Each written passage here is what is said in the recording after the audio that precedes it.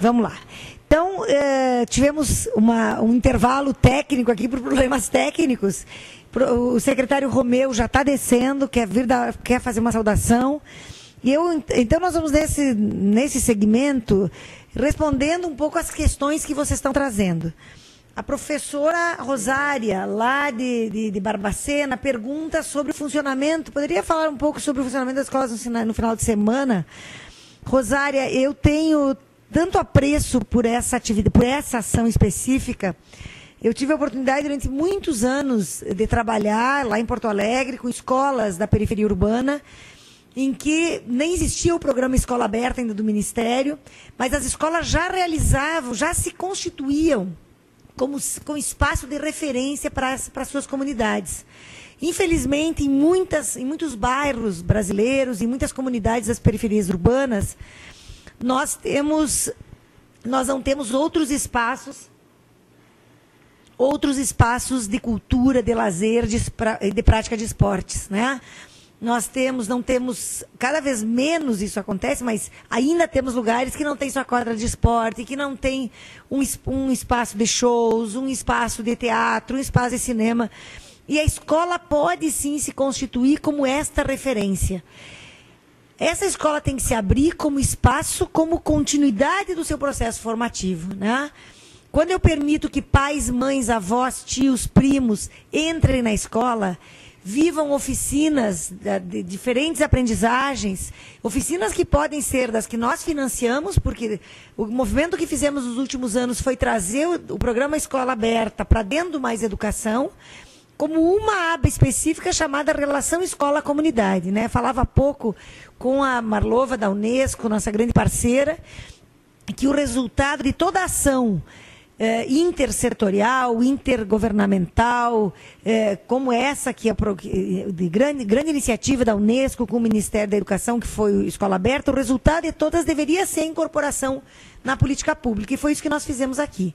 Então, a escola se abrir no final de semana, eu não tenho dúvidas do significado que isso tem para a permanência das crianças, para o gosto das crianças em estarem na escola, do significado que isso tem, inclusive, sobre o olhar que esta comunidade tem sobre si mesma.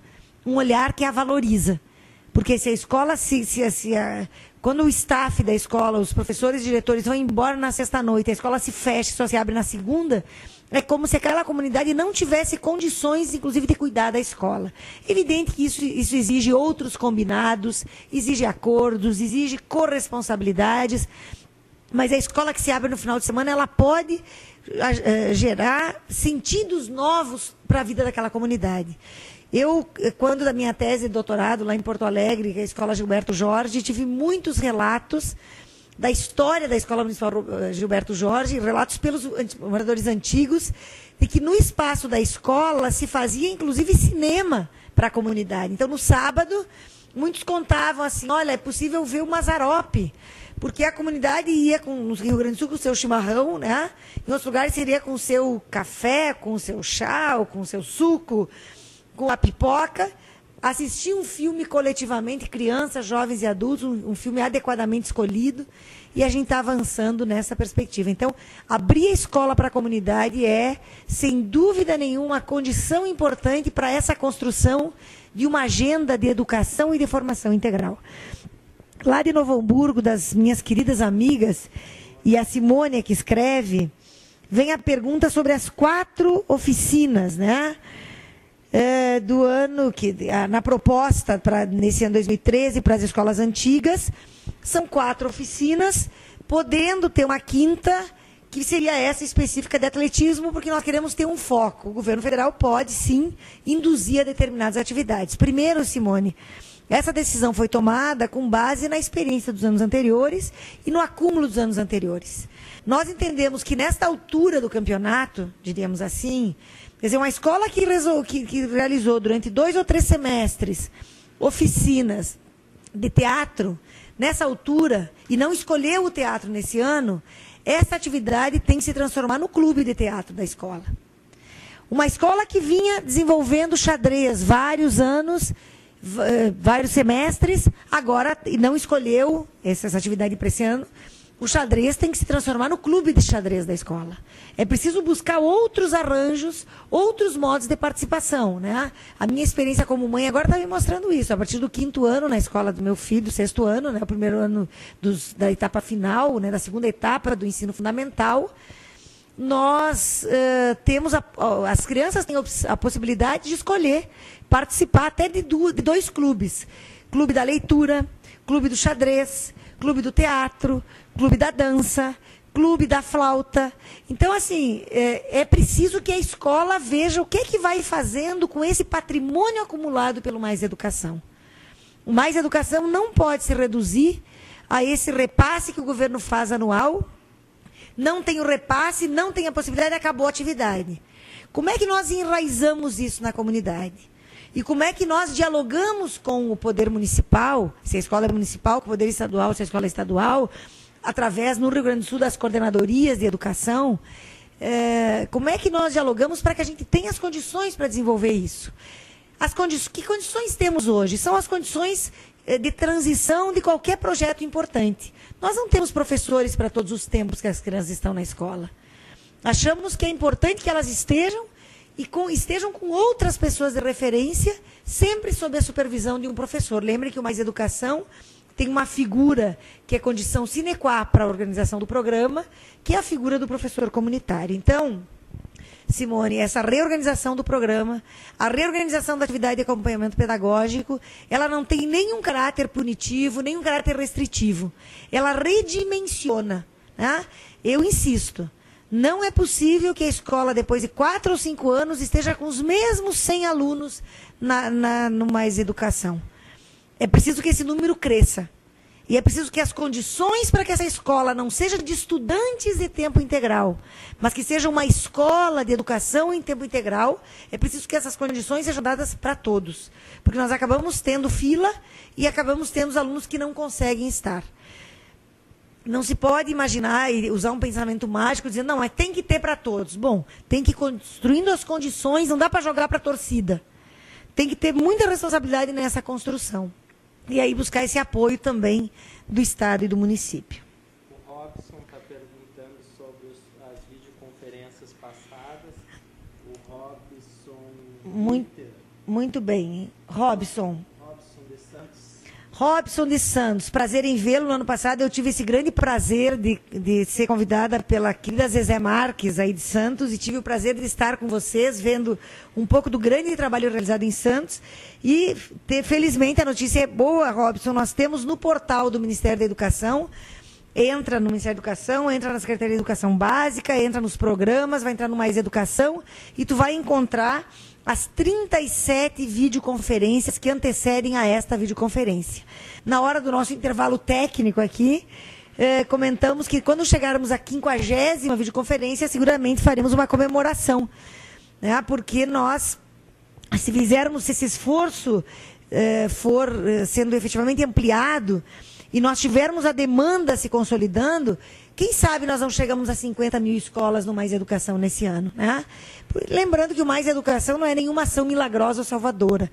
Ele é uma ação estratégica, ele representa um doim pedagógico, ele dialoga com a escola para que efetivamente a escola possa se fazer uma escola de formação integral em tempo integral, que é isso que nós estamos buscando. Que mais, professor Leandro? Vamos ver se há... Heraldo, um grande abraço ao Heraldo e abraçando o Heraldo também, a professora Nilene, nossa grande amiga, presidente do Conselho, secretária de Educação do Mato Grosso do Sul, e ele diz, boa tarde, isso é o Heraldo, né? Todos somos dinossauros, o Heraldo está desde o início, assim como a Vânia lá em Santa Catarina, nós temos figuras, né, pela Glauce lá em Recife, nós temos pessoas no Brasil inteiro que nos acompanham desde o início. Informamos que a rede estadual do ensino do Mato Grosso do Sul está conectada em 36 pontos, acompanhando a webconferência, inclusive as escolas cadastradas em 2013. Obrigada, Heraldo. A gente sabe que isso é muito também resultado do esforço da secretaria. E o Mato Grosso do Sul tem dado assim, exemplos muito bonitos de avanço. Quando teremos o Manual de Orientações 2013? Boa pergunta. Qual a nova tabela de ressarcimento de ajuda de despesa de transporte e alimentação dos monitores? Onde consta a remuneração de monitores de atividade pedagógica, orientações de estudos e leitura? Obrigado e abrações. Bom, Heraldo, nos próximos dias nós já vamos ter publicado o novo passo a passo. No passo a passo, nós vamos ter, inclusive, orientações mais pedagógicas para essa rearticulação da atividade de acompanhamento pedagógico, orientações de estudos e leitura. E também, acredito que em 15 dias, vamos conseguir ter publicado a nossa resolução, né? Já está tramitando lá no FNDE, né? do nosso Fundo Nacional de Desenvolvimento da Educação. Aproveito sempre para saudar a equipe do Zé Maria, que é a equipe do PDDE, super parceiros nossos. Então, todas essas orientações estarão lá, inclusive desse ressarcimento desse monitor. Uma preocupação, Heraldo, que nos levou a ter, e foi bom teres lembrado isso, a ter esse monitor de estudos e leitura, inclusive com um ressarcimento diferenciado, é que a grande reclamação é a reclamação da grande volatilidade dos monitores. Eles não param. Como o recurso é muito baixo, cobre despesas básicas.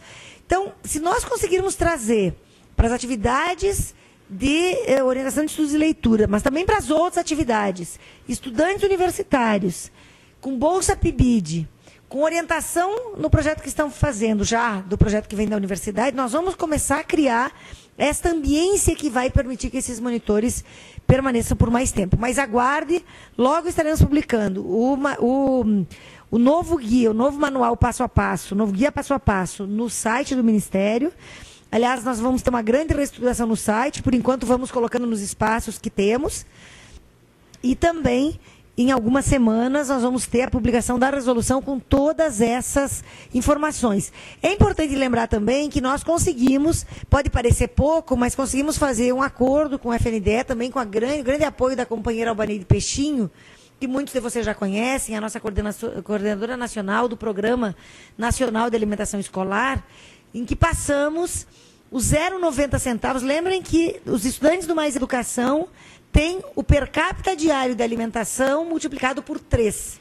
Agora será multiplicado por 3 com mais 10 centavos. Então, passamos para R$1 diário. Pode parecer pouco, mas no volume de recursos repassados aos estados e municípios não é pouco, não. Tá? E isso seguramente pode nos ajudar a avançar. Além disso, a partir de 2013, isso são passos importantes na direção da política de alimentação escolar, a partir de 2013... nós conseguimos incluir na alimentação todas as matrículas declaradas no censo em 2012 como de tempo integral, independente de serem do programa Mais Educação. E incluímos também nesta alimentação ampliada, nesse valor per capita diário ampliado, os estudantes do ensino médio inovador. Espero ter respondido. Qualquer coisa, Heraldo, escreve de novo. Nós estamos programando agora para o mês de maio um encontro com os coordenadores estaduais, com os coordenadores das capitais, e para o segundo semestre, como de praxe, um grande seminário nacional de educação integral. Pretendemos abrir espaço para que trabalhos sejam inscritos, inclusive, porque há muita coisa bonita sendo feita no Brasil, nos diferentes macrocampos, nas diferentes atividades, nesta construção curricular que implica muito mais do que ter uma agenda para amanhã e outra agenda para tarde. Então, nós vamos ter um encontro menor agora nesse primeiro semestre, que eu pretendo que a gente tenha momentos em que a gente possa passar para o Brasil inteiro as apresentações e tal, através de webconferência, mas teremos no segundo semestre o nosso grande seminário. Bagé e outros estão um pouco preocupados. Bagé, como o Luguércio Paiva, Márcia Luguércio Paiva, e outros com a questão desse tempo ampliado dessa atividade do letramento e leitura e acompanhamento pedagógico e leitura. E gostariam de saber também, porque como vai ter mais tempo, como que fica a questão também dos recursos para atrair ajuda de custo, se vai ser melhorado ou não. E a outra questão que está aparecendo bastante aqui também no celular é a questão também dos espaços aqui. Como está falando a Rosário, novamente de Barbacena, que está falando que tem 900 alunos e não possui espaço na comunidade escolar. Se existe algum projeto de ampliar escolas para os municípios, porque realmente esse é um dos grandes problemas e que está bem recorrente aqui nos e-mails também. Bom, vamos ver se eu me lembro de tudo. A primeira era... A primeira é da questão se vai ter alguma diferença. Ah, sim, vai ter. Nós estamos estudando, inclusive, a possibilidade de dobrar o valor, né? Por turma, hoje, o monitor chega a receber 60 ao mês. A nossa ideia para esse monitor, que vai trabalhar com a criança nos 5 dias, com cada turma, né, nos 5 dias, é chegar pelo menos ao dobro disso. Né? Estamos fazendo estudos sobre isso e, por isso, Heraldo, inclusive, não temos ainda... estamos discutindo com o FNDE, conversando com o FNDE, conversando com o setor jurídico, fazendo as contas, porque não dá para propor alguma coisa que depois a gente não consiga sustentar. Então, a ideia é ter, sim, esse valor ampliado. E lembrando que não se trata de mais tempo do que os jovens chamam da escola careta. Isso não é o tempo do dever de casa. Esse é o tempo da ampliação daquilo que o professor está ensinando. É o tempo que a criança que está aprendendo a dividir vem com as suas dúvidas, senta com o monitor, vai ter outras propostas e atividades, a criança que está se alfabetizando, a criança que está aprendendo o sistema solar, a criança que está estudando a história do Brasil, vai ter uma interlocução ampliada num grupo menor de estudantes para poder consolidar aqueles aprendizados, né? Evidente que se trata de fazer um acordo, porque essa criança que passa o dia inteiro na escola, ela não vai ter tempo em casa para fazer o dever ou o tema de casa, né? O tema de casa ele se coloca para nós com tanta importância, porque o tempo de escola é muito pouco e é preciso que a criança complemente. É evidente que é sempre bem-vinda uma tarefa que instigue a criança a pensar, que instigue a criança a procurar outras coisas, né? Que instigue a criança a ir além daquilo que o professor ensinou ou que faça com que a criança se concentre naquilo que o professor está ensinando, porque há sim complexidades, e eu disse no início, pensar em trabalho escolar sério implica pensar em atividades intelectual significativa para esses estudantes. Então, nós vamos ter que pensar nesse tempo como um tempo ampliado, um tempo de apoio, um tempo de ampliação de possibilidades para essas crianças, nos diferentes contextos da escola, né? Algo que me chamou muito a atenção há 2 anos, visitando escolas inglesas, foi a intensidade do trabalho de monitoria entre crianças maiores, crianças do final, nos anos finais, da chamada educação primária para eles, ou da high school, do ensino médio, trabalhando com crianças menores, né? Como monitores, acompanhando, ouvindo a leitura, instigando leituras. Claro que eu posso ampliar esse tempo, tornar esse tempo. Lembrem que a gente chamou de orientação de estudos e leitura. Quer dizer, que a criança, uma vez por semana, nesse tempo ampliado, ou 2 vezes, tenha a contação ou a leitura de uma bela história. De uma história que a instigue a pensar. Uma história que, através da qual a gente possa exercitar o importante exercício de interpretação de texto. Quem está narrando essa história? Quem são esses personagens? O que é que de mais importante aconteceu com esses personagens? A construção da narrativa oral, ela é seguramente, a construção e a reconstrução da narrativa oral são seguramente elementos importantes para a construção dessa narrativa escrita, que é um dos grandes objetivos na escola, que as pessoas escrevam bem, que as pessoas se comuniquem através da escrita. Então, nós estamos trabalhando para que esse recurso seja um recurso maior, e para que seja um recurso que, junto com o PIBID, por exemplo, possa garantir a permanência na escola. Não volta para o anterior, que agora eu já estou... A questão dos espaços que a Rosária perguntava, né? Eu tive o prazer de estar com a secretária de Educação do Estado de Minas Gerais, na reunião do CONSED, extraordinária do CONSED, na semana passada, e sei, sim, do grande esforço que está sendo feito para ampliação de espaços. Nós estamos fazendo aqui também um grande esforço, seja através do PAR, estamos buscando, inclusive, estamos com estudos em curso para que naquelas escolas que efetivamente ampliaram o número de estudantes no Mais Educação, nesses últimos anos, vindo, né, desses 6 anos para cá, essas escolas possam receber recursos diferenciados para pequenas reformas. Claro que nós sabemos, Rosária, sabemos todos que nós estamos num momento de transição. Nós não queremos mais essa escola só de 4 horas, essa escola rígida, essa escola que encarcera o conhecimento em disciplinas. Lembro sempre que a LDB chama de componentes curriculares, portanto, compõe áreas de conhecimento que compõem esse caminho para o aprendizado. Então, nós estamos num momento de mudança. E nós não chegamos ainda na escola do século XXI. A escola do século XXI é uma escola que vai conectar novas linguagens, já está conectando em muitas experiências, né? Nós já temos muitas coisas de vídeo, muitas coisas de fotografia, muitas coisas de jornal, de rádio escolar, muitas coisas de novos meios de comunicação e informação. Nós temos muitas atividades de artes, nós temos os temas importantes de promoção da igualdade racial dentro da escola, nós temos outras questões relacionadas a direitos humanos, direitos das crianças, questões relacionadas à saúde.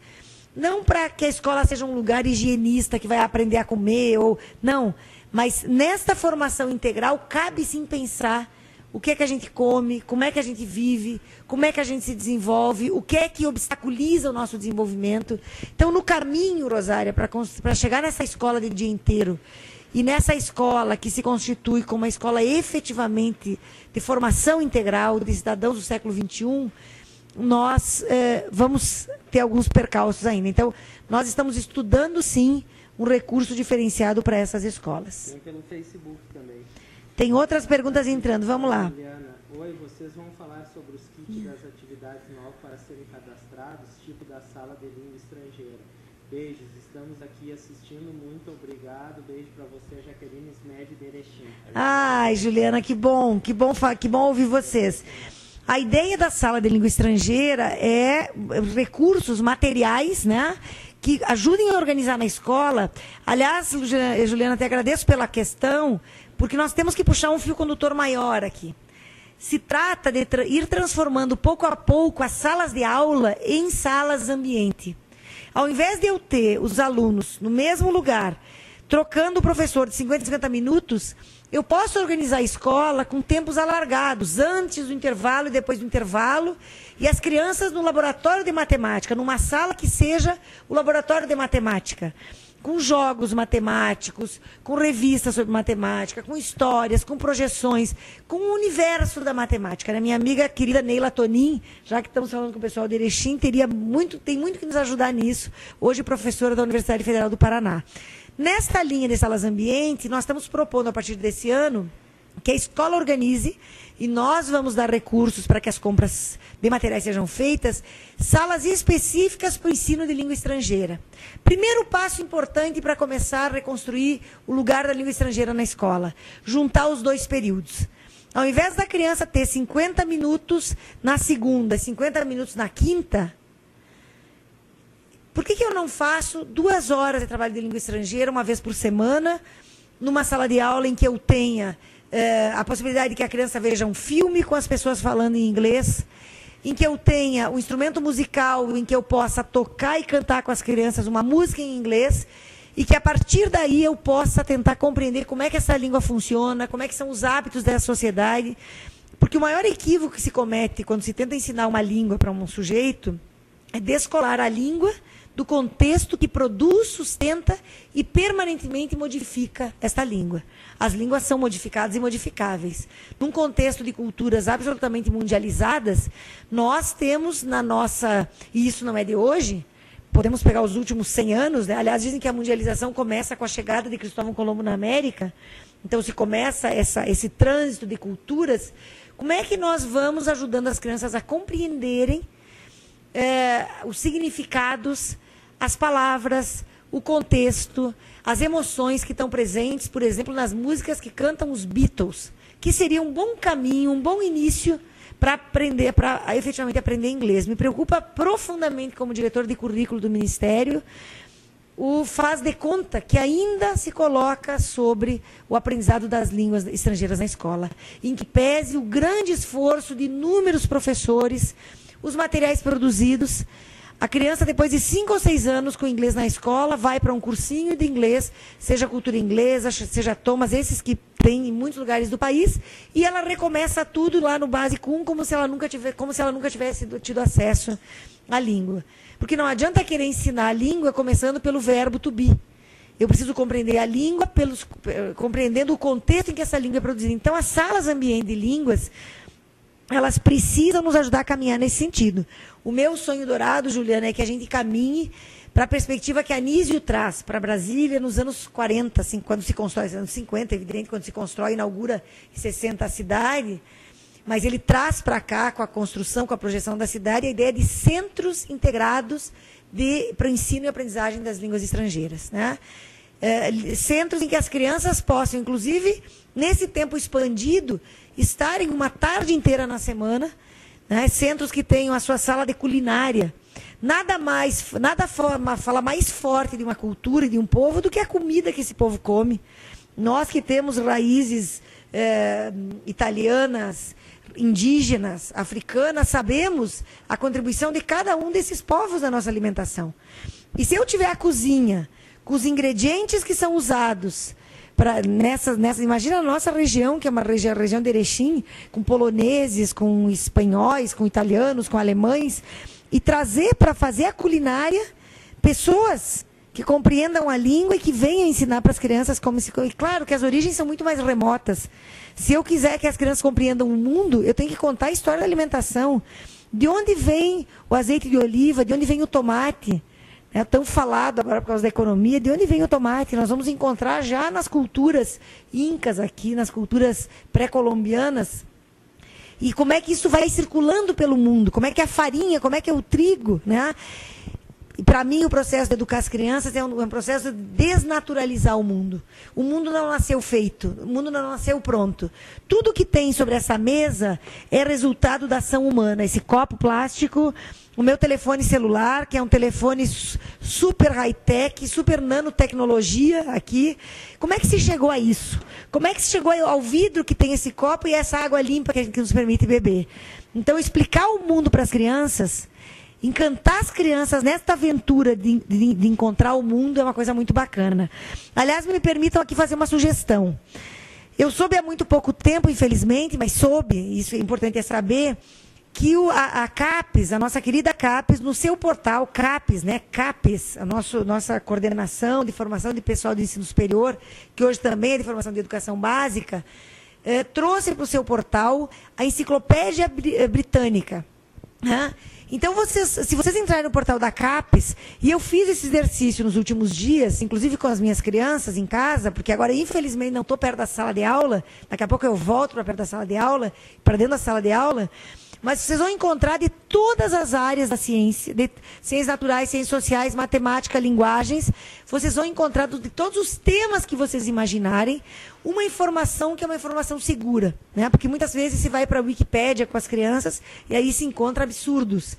Vocês vão encontrar na Enciclopédia Britânica, que está no portal da CAPES, portanto, gratuito para todo o Brasil. Vocês vão encontrar as diferentes áreas, atividades para as crianças, atividades, inclusive, que permitem as crianças, nos seus materiais individuais, né? Cada vez mais nós estamos caminhando de uma cultura que nasceu nos laboratórios de informática, e eu tive o prazer de orientar uma dissertação de mestrado há muitos anos, da querida Cíntia Boll, que agora minha colega da URGS está aqui conosco no Ministério, em que ela estudava o Proinfo lá em Novo Hamburgo. A cidade de Novo Hamburgo foi uma pioneira, né? Não me lembro, me ocorre agora, mas o professor Sarlé foi secretário de Educação há muitos anos, e nem se falava nessas tecnologias. A professora Leia Fagundes, sim, já falava, mas não era algo disseminado. Então, nós saímos da visão dos laboratórios, que ainda existem e são necessários, para uma visão de uma tecnologia que cada vez mais deverá estar na sala de aula com a criança. Eu me dou o direito de sonhar que as crianças não precisem carregar 20 quilos de livros e que o conteúdo dos livros esteja, assim, nos iPads, iPods, UCAs, que as crianças usem em sala de aula, né? O BNDES já tem programas de financiamento favoráveis, né, aos municípios e aos estados, para que essas tecnologias cheguem efetivamente às salas de aula. Bom, tem aqui A Socorro de Mossoró, olha que lindos. Parabéns pelo diálogo, temas, interação e desejo de fazer o melhor para todo o Brasil no tocante à educação em tempo integral. Parabéns por pensar no acréscimo do valor do ressarcimento. Pois é, Socorro, nós estamos fazendo esse esforço. Sobretudo, esse esforço acontecerá em relação a essa orientação de estudos e leitura, né? No conjunto, nós estamos estudando. A tua questão me leva a uma preocupação bastante grande que temos tido. Nosso grande administrador, aqui gestor, o professor Leandro Fialho, começou a fazer exercícios importantes de averiguar o valor que foi depositado nas contas das escolas no ano passado. Infelizmente, muitas muito no final do ano, mas muitos continuaram o trabalho que vinham fazendo. Mas, para nossa surpresa, muitas escolas têm não só o valor que foi depositado na conta do PDD, a Educação Integral, mas tem valor de anos anteriores. Nos assustamos com isso. Encontramos escolas que no ano passado receberam R$28 mil, mas que têm R$90 mil na conta corrente, na conta da escola, nesta conta. Significando que o recurso dos 2 anos anteriores está ainda na conta. Nos preocupamos com isto. Pode ser que isso não esteja disseminado pelo Brasil, estamos sob a coordenação do senhor Leandro fazendo estudos nesse sentido, mas esperamos que cada centavo enviado para o Mais Educação seja usado para os monitores, para a compra de materiais, para o custeio das atividades, para levar as crianças ao cinema, para levar as crianças ao teatro, para encantar as crianças com as belezas do mundo que nós fomos capazes de produzir. Se nós fizermos o nosso trabalho bem feito, seguramente essas crianças, legarão para os nossos netos um mundo muito melhor do que esse que nós herdamos, os que vieram antes. E Flávia. A Flávia também é jurássica, me permite, Flávia. Querida Flávia, nossa companheira lá de Fortaleza, também está conosco desde o início. Não só um alô, mas assim um beijo muito especial. Um trabalho muito sério que vem sendo feito pela equipe de Fortaleza. E eu poderia saudar, assim, cada município do Brasil, né? Algumas pessoas a gente lembra mais o nome, outras não, mas muitos rostos me vêm à mente. Eu sou ótima fisionomista e péssima guardadora de nomes, né? Então, muitos rostos me vêm à mente, porque no Brasil inteiro o Mais Educação vem sendo sustentado, não só pelo nosso trabalho no Ministério, não só pelo nosso trabalho no Ministério, que é importante, e eu sempre faço 1000 agradecimentos à equipe do professor Leandro, enfim, agradecimentos para cima, né? Ministro Haddad, ministro Mercadante, outro entusiasta do Mais Educação, o secretário executivo Paim, agora o secretário Romeu, enfim, todos têm nos ajudado, mas sem esta rede humana, que no Brasil inteiro vai criando conexões, vai nos ajudando a pensar como é que a gente avança um pouco mais, nos fazendo dar conta de coisas que aqui em Brasília a gente não consegue se dar, porque, infelizmente, a nossa chance de estar nas escolas, pelo volume de trabalho que a gente tem aqui, tem sido muito pequena, né? Mas nós já estamos programando uma ida para as escolas aqui do Distrito Federal, que está mais pertinho de nós. Então, um alô muito especial para todo mundo, porque se na política pública há uma dimensão importante, que é do recurso que chega, da norma que é clara, do avanço que se possibilita, né, com essa ampliação de recursos, há um outro elemento que, do meu ponto de vista, como professora de políticas públicas lá da minha universidade, que é a qualidade humana de quem faz a política pública, né? O interesse, o gosto, o desejo, o respeito pelas crianças, né? Cada criança que nasce nesse país, que vive nesse país, merece de nós o respeito que a pessoa mais importante do país merece de nós, né? Porque a gente sabe que o futuro depende do presente. O Paulo Freire dizia que não existe futuro se o presente não for transformado. E a nossa tentativa permanente é de transformar o presente. Então, vamos lá. Tecnologias educacionais. Vejam o seguinte, nós conseguimos, no ano passado, concluir um guia de tecnologias. Há muitas tecnologias que são apresentadas para o Ministério e nós entendemos que era necessário, sim, que o Ministério fizesse não foi o Ministério, mas um conjunto de universidades e de outros atores. Nós constituímos um grupo que avaliou as tecnologias e legitimou, validou para serem compradas, para serem utilizadas nas escolas com recursos do Mais Educação. Então, há um conjunto de tecnologias que podem, sim, ser adquiridas, ser compradas. A formação pode ser trazida para a escola com recursos do Mais Educação. E essa lista de tecnologias já está aí no Diário Oficial. Eu vou pedir que o Leandro organize para que essas tecnologias sejam expostas, estejam claramente postas lá na aba onde vocês encontram o programa Mais Educação. A Nayara de Arroio do Meio, ela gostaria de saber dos cadernos pedagógicos, está mandando um grande abraço, dizendo que Jaqueline é fenomenal. Querida, bom, tá bom, isso não é um programa de propaganda, porque eu não sou candidata a nada, então não se preocupem. Querida, lá de Arroio do Meio, Lenara. Nayara Regina. Nayara, os cadernos pedagógicos estão prontos. A última versão deles já está na página do Ministério, é isso, Leandro? Já está na página. E nós estamos fazendo uma última revisão, porque o Ministério tem tido muito cuidado, né, com as suas produções impressas, e nós deveremos, nesse ano ainda, estar fazendo e distribuindo para todo o Brasil o conjunto dos cadernos pedagógicos. Vale a pena ler.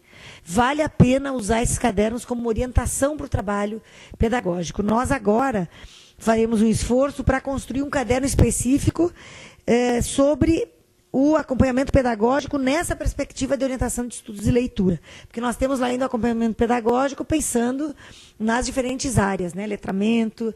Mas como nós estávamos muito preocupados com esse desenlace entre o primeiro tempo e o segundo tempo da escola, e temos a preocupação de fazer o tempo contínuo, nós criamos essa figura. E acho que é possível, né? Ouvimos todas as questões que foram mandadas pelo nosso querido Tiago de Esteio, da Escola Lígia, que é uma grande escola, que está fazendo um grande trabalho. E nós temos certeza que as ponderações são importantes, mas elas conversam com as nossas preocupações. Nós não estamos descaracterizando mais educação, ao contrário. Nós estamos superando a perspectiva do turno versus contraturno. Secretaria Municipal de Pacajus, no Ceará. Está conectada à videoconferência e já conta com 80% das suas escolas cadastradas nas atividades de 2013. E lamenta que a videoconferência não tenha acontecido antes. Que pena, nós fizemos outra que também trouxe essas informações, nós vamos ver, né? Lembrem sempre que é possível, se se quer modificar o plano, é possível. É possível que a escola diga, olha, eu ouvi, eu quero fazer isso assim, isso é possível fazer. Com relação aos espaços, tem perspectiva de recursos destinados à locação dos mesmos? Não. Não é possível o governo federal mandar recursos para alocação. Não é possível, né?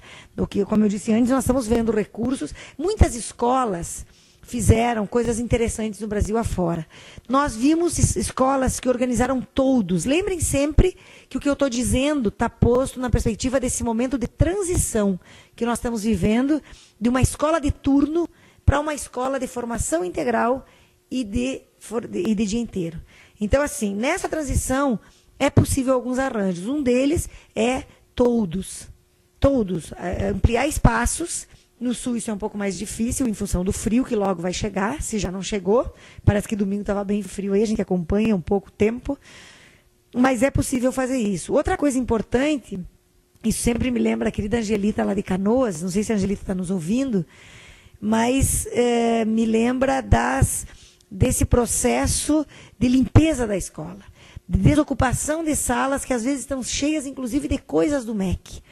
Cada vez que as pessoas realizam visitas às escolas, vêm impressionadas com o modo como as pessoas guardam, não permitem que circulem as coisas que chegam do Ministério para as crianças. Os livros têm que ser usados, os jogos têm que ser usados, mas as crianças vão estragar, esses jogos vão se estragar dentro das caixas.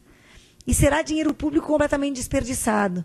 Quer dizer, quando eu coloco um livro na mão de uma pessoa que pode ler, e aquele livro pode ampliar o horizonte, ampliar o olhar desse menino, dessa menina, esse é o movimento que a escola tem que conseguir fazer. Então, nós vamos ter que ainda trabalhar com os espaços que temos nas escolas, vamos ter que trabalhar com espaços que vamos criando no entorno da escola, espaços que conseguimos ter fora, mas não é possível, infelizmente, pela legislação brasileira, que o Ministério mande recursos para que escolas municipais ou estaduais façam locação de salas para Mais Educação. De São Paulo estão perguntando as escolas que ainda não foram contempladas ainda no Mais Educação, só não informou que é um nome, mas... Bom, gostaria de saber quais são, né? Nós já estamos com um grande número de escolas contempladas E a cada ano nós, inclusive, incluímos escolas que chegam aqui com justificativas, né? Sobretudo quando é a rede de ensino. Às vezes há diretores que nos mandam correspondências explicando a sua situação, e nós temos feito um esforço muito grande para contemplar. Por favor, se há escola, claro que há escolas que não estão nos nossos critérios, mas que podem ter, sim, desenhos específicos, nos mandem a demanda. Se nós não temos a demanda, nós temos os critérios para ser o mais republicano possíveis, né? Nós nunca permitimos que Mais Educação chegasse mais ou menos onde estão aqueles que nos agradam politicamente. Isso não existe na linguagem do Ministério da Educação. Nós trabalhamos com critérios claros, fomos ampliando desde 2008, né? Lembram das nossas 1.380 iniciais, para chegar nas 32 mil que chegamos agora, né? Então, nos informem, nos avisem que a gente faz um esforço para colocar também essas nossas escolas. Nós queremos ver essa política universalizada, né? Essa estratégia que induz a política de educação integral universalizada no país. Vamos ver se nos próximos anos é possível. Aqui tem também a pergunta do Kleber Carvalho. Lá de Goiânia, aqui, nosso vizinho de Goiânia. Oi, Kleber, vamos ver. Enfatizo sobre a importância da articulação necessária. Está faltando os óculos, por isso que para mim parece pequenas as letrinhas. Que acontecem durante a semana e as que acontecem nos finais de semana. Para efetivarmos essa articulação, é necessário que a próxima resolução aponte a importância de um professor da escola que esteja envolvido com a coordenação do Mais Educação e, simultaneamente, com a do Escola Aberta, com carga horária específica para essa atuação. Inclusive, a Flávia pede também para reforçar a questão do falar um pouco mais também sobre a importância desse professor comunitário. Muito bem. Então, vamos falar sobre o professor comunitário e agradecer ao Kleber, né, a excelente mensagem que mandou. Quem tem escola aberta, a escola que se abre para a sua comunidade, lá no seu município, no seu estado, sabe que importância isso tem. Muitas vezes, infelizmente, o único lugar possível é a rua poeirenta, barrenta, perigosa para as crianças. Nessa rua que o Paulo Freire sonhava, ele não queria que tirasse as crianças da rua, ele sonhava era com a rua cheia delas. É um pouco isso que nós queremos construir no Brasil. Mas é preciso que a escola seja um lugar de referência.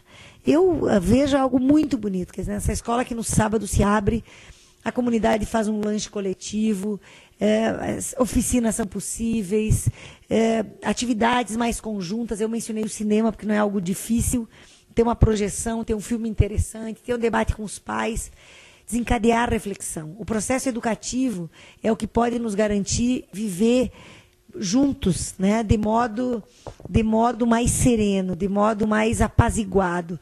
Não aquele apaziguamento que faça com que as nossas diferenças não apareçam, né? As contradições estão postas, mas é preciso enfrentar. Voltaire, já há alguns séculos atrás, escreveu o seu tratado sobre a tolerância, porque é preciso aprender a viver juntos, né? E é preciso que tudo aquilo que nos desumaniza seja efetivamente banido. Aquilo que nos humaniza, que nos torna melhores, precisa estar na esfera pública, precisa estar na nossa vida. Então, vamos ver como é que isso está formulado. O professor Leandro já vai tomar essa providência. Acho sim, Kleber, que é preciso que o coordenador do Mais Educação, se ele é também dessa escola que abre no final de semana, me parece que essa é a lógica, porque nós estamos caminhando para essa relação escola-comunidade como uma dimensão da própria educação integral, né? E aí vamos ver essa carga horária específica para essa ação. Me parece que isso é muito, muito, muito importante. Qual era a pergunta que a Flávia fazia que eu não me... Professor comunitário também. Professor comunitário. Tem que ter, né? A condição sine qua. Por favor, se alguém está achando que pode burlar isso, avisem o Ministério. Tem que ter professor comunitário. Esse professor comunitário, ele é a figura articuladora. No nosso passo a passo, a gente coloca as características, é o diálogo, alguém capaz, inclusive, de trabalhar com essa resolução de conflitos, de fazer mediações, alguém que respeite esses alunos e essa comunidade, alguém que goste dos alunos e da comunidade. Aliás, eu acho que essa é a condição sine qua para ser professor e estar na escola, porque se eu não gostar, é muito difícil, mas não precisa ser aquele gosto, não um amor apaixonado, né? O professor Bernard Charlot nos dizia dessa simpatia antropológica que nós temos que ter por todos os nossos estudantes, né? Todas as crias da espécie, ele escreve inclusive sobre isso. Todas as crianças que são nossas. As crianças não são de um, são nossas, né? uma criança que se perde e que acaba morrendo numa dessas rodoviárias da vida, no meio de gangues de drogas e etc., é toda a humanidade que se perde um pouco. Né? Então, isso está lá no Porquê os Sinos Dobram. E eu acho que a gente precisa considerar isso. Então, o professor comunitário é fundamental. Pode dizer para ele que entre, pode dizer para o secretário que entre. O professor comunitário é fundamental. Vocês nos avisem se alguém está achando que pode fazer sem. Na verdade, a condição sine qua para a organização do Mais Educação. Nós vamos receber agora essa ilustre visita. Eu já fiz antes uma introdução, o professor Romeu Caputo. Romeu vai ser professor aqui pela força da expressão. Mas que é seguramente um grande gestor, um grande educador. E o querido Romeu, que agora é o nosso secretário, durante esses anos todos do Mais Educação, acompanhou a construção do Mais Educação. Portanto, não é nada estranho para ele. Acompanhou na Secretaria de Educação de Belo Horizonte a construção da Escola Integrada com a professora Pilar Lacerda, que esteve aqui como nosso secretário durante muitos anos. E é um prazer que ele esteja conosco e ele vai fazer uma saudação. Nós temos aqui quantos pontos agora? 1.004 pontos de pessoas no Brasil inteiro que estão mandando muitas mensagens, né, com as quais a gente está dialogando para ampliar essa nossa adesão, que nós esperamos conseguir terminar no dia 30, mas se for preciso a gente vai ampliar um pouco mais. Professor Romeu. Boa tarde a todos e a todas, Jaqueline, Leandro, colegas que nos acompanham aí pela web. Bom, eu fiz questão de participar aqui, primeiro o nosso compromisso já expresso na nossa meta do PNE, que é o compromisso com a escola, o compromisso com o atendimento em tempo integral. Então, eu fiz questão de passar aqui alguns momentos para reafirmar esse compromisso. Compromisso de que o Ministério da Educação, de que a Secretaria de Educação Básica envidará todos os esforços, não só para bater a nossa meta no Mais Educação, se possível superá-la, mas começar uma discussão que Jaqueline está capitaneando aqui, que é uma discussão do tempo integral que a gente sonha, tempo integral que o Brasil precisa, que a gente precisa construí-lo agora para colocá-lo nesse horizonte de prazo para fazer. E seguramente o Mais Educação hoje é a nossa grande estratégia. Então nós precisamos muito do compromisso, da parceria, de todos. Nós estamos presentes hoje num número enorme de municípios e de escolas, mas queremos ampliar cada vez mais essa participação. Então, o papel dos diretores de escola, o papel dos professores comunitários, o papel dos secretários municipais de educação, dos coordenadores pedagógicos, é muito importante para nós neste momento agora. Nós precisamos que todos se mobilizem para essa adesão. Nós, de cá do Ministério da Educação, estamos preparados para fazer os aportes orçamentários, os aportes financeiros e dar com a maior resolutividade possível o equacionamento e as soluções para todas as questões que envolvem o Mais Educação, mas precisamos desse compromisso de vocês que estão na ponta para responder a esse chamamento. E nós estamos pessoalmente envolvidos. Acompanho o Mais Educação sistemática e diuturnamente junto com Jaqueline, junto com Leandro, acompanho o sistema sempre, acompanho a execução orçamentária. E nós precisamos dar esse salto de transformar aquele sonho lá atrás de ter o tempo integral em um conjunto de escolas para massificar e universalizar isso no Brasil inteiro. E com o compromisso de cada dia mais buscar uma melhoria nas condições objetivas da oferta educacional, nas condições objetivas da infraestrutura. Isso é um compromisso nosso, o Brasil precisa muito melhorar isso. Nós estamos aqui criando soluções para superar, para resolver isso. As nossas escolas, as futuras novas escolas a serem construídas no Brasil já serão pensadas no atendimento em tempo integral. Esse já é um compromisso que Jaqueline luta há alguns anos, que a gente já assumiu.